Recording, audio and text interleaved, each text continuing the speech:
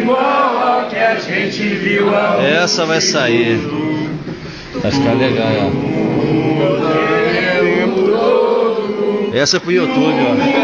É mesmo, vai pra minha conta no YouTube essa.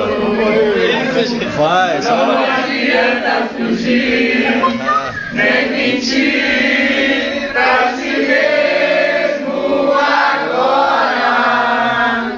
Há tanta vida lá fora e aqui dentro sempre, como uma onda no mar, como uma onda no mar.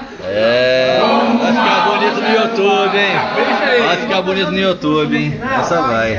Eu queria que vocês fizessem o fundo com a garganta, ó.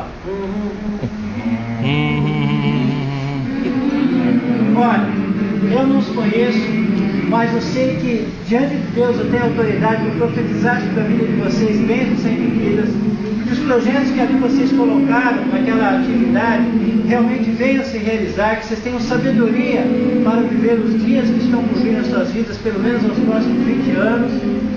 Desejo a vocês, alunos, mestres, profissionais, executivos, donas de casa, que tenham o eixo de felicidade da vida de vocês plenamente resolvido, que vocês possam saber que nós teremos aí um semestre de lutas, mas também de vitórias, e queria pedir a vocês licença para interromper esse momento, esse discurso, e pedir ao silêncio de vocês,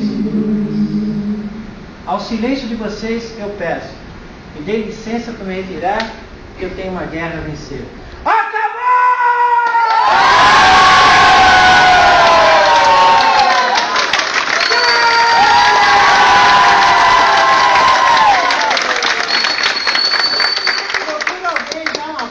Várias pessoas desejam